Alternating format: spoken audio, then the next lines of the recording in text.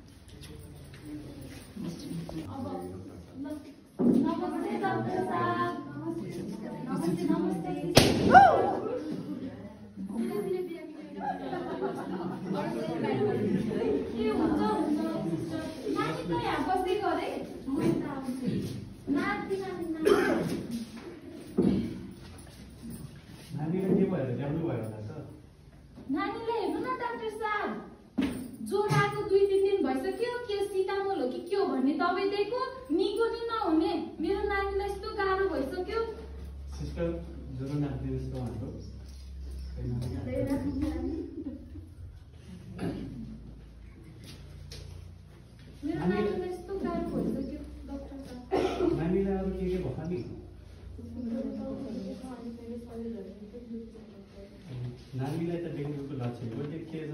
यसको लागि एउटा रगत जाँच गर्नु है त हो हुन्छ डाक्टर हुन्छ ज्वरो पनि आएको रहेछ डाक्टर नानी तपाईँ रगत चेक गर्ने अरे नानी केही नै हुँदैन ल अब ल्याब जानु है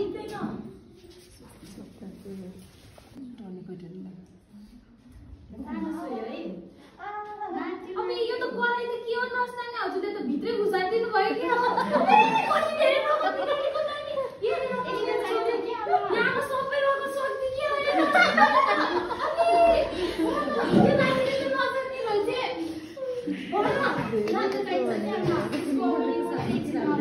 यसै त कमजोर नानी त्यही माथि त्यत्रो रगत निकाल्थे छोड्नु अब एकछिन पछि चाहिँ रिपोर्ट लिएर डक्टरकोमा जानुपर्छ है कुर्नु ल यो नानीले त नजान्दो रहेछ क्या बहिनीले नानीलाई त डेङ्गु पो देखिएछ त डेङ्गु यो त मेरो नानी मेरो छिमेकीको छोरीलाई पनि डेङ्गु लागेको थियो 1 महिना थलो पढे थिए भगवान मेरो नानीलाई त छिटो सचो गरिदिनु एकदम लाग्ने दबाई दिनुस् है डाक्टर साहब नातिनुहोस् मैले यहाँ दबाई लेखिदिएको छु उहाँलाई टाइममा खुवाइदिनुहोस् है हुन्छ नाच्ने नानी त सिस्टर उहाँलाई चाहिँ यहाँ मैले औषधि लेखिदिएको छु उहाँलाई टाइममा खुवाइदिने उहाँले जानकारी दिनु होला अनि डेङ्गुको बारेमा नि उहाँलाई बताइदिनु है अहिले चाहिँ म बिरामी हेर्नलाई यो औषधि चाहिँ डक्टरले लेखिदिनु भएको छ फार्मेसीमा गएर लिएर आउनु अनि यो चाहिँ कसरी खाने कसरी कहिलेसम्म खाने चाहिँ म अहिले एकछिनमा हजुरले लिएर आएपछि भनिदिन्छु ल ए हुन्छ नर्स नानी अनि कहिलेसम्म खाने भन्नुभएको छ त्यो पनि खानु होला है अनि डक्टरले चाहिँ फेरि पूर्ण जाँचको लागि चाहिँ बोलाउनु भएको छ त्यो पनि आउनु होला अब त्यसपछि चाहिँ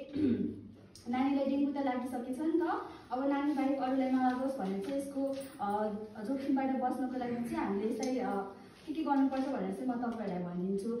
यो जानकारी चाहिँ तपाईँले अरूहरूलाई पनि जनचेतना फैलाउनु पर्ने हुन्छ अब अहिले भनेको डेङ्गुको महामारी लाग्ने बेला हो त्यही भएर चाहिँ अब हजुरको पहिला सुरुमा त घर वरिपरि जम्मा भएको खाल्टोहरूमा पानीहरू जम्मा हुन्छ झाडीहरू हुन्छ त्यसबाट चाहिँ अब सङ्क्रमित मच्छरहरू चाहिँ आएर चाहिँ बच्चाहरूले टोकेर डेङ्गु लाग्ने हो नि त त्यही भएर चाहिँ अब तपाईँको छरछिमेकमा अनि त्यसपछि चाहिँ वरिपरि वातावरण चाहिँ सफा राख्नु पर्यो खाल्टोहरू हुन दिनु भएन झाडीहरू काट्नु पर्यो है अनि त्यसपछि चाहिँ सँगसँगै अब नानीलाई लागिसक्यो नानीलाई टोकेपछि त्यही मच्छरले तपाईँहरूलाई टोक्यो भने चाहिँ यो डेङ्गु सर्ने भएकोले राति सुत्ने बेला चाहिँ झुल लगाएर सुत्ने घरको झ्याल ढोकाहरूमा पनि जाली ढोकाहरू लगाएर चाहिँ त्यसलाई रोकथाम गर्नुपर्छ है अब नानीलाई चाहिँ घरमा लगिसकेपछि अब नानीलाई छिटो सन्चो बनाउन अझै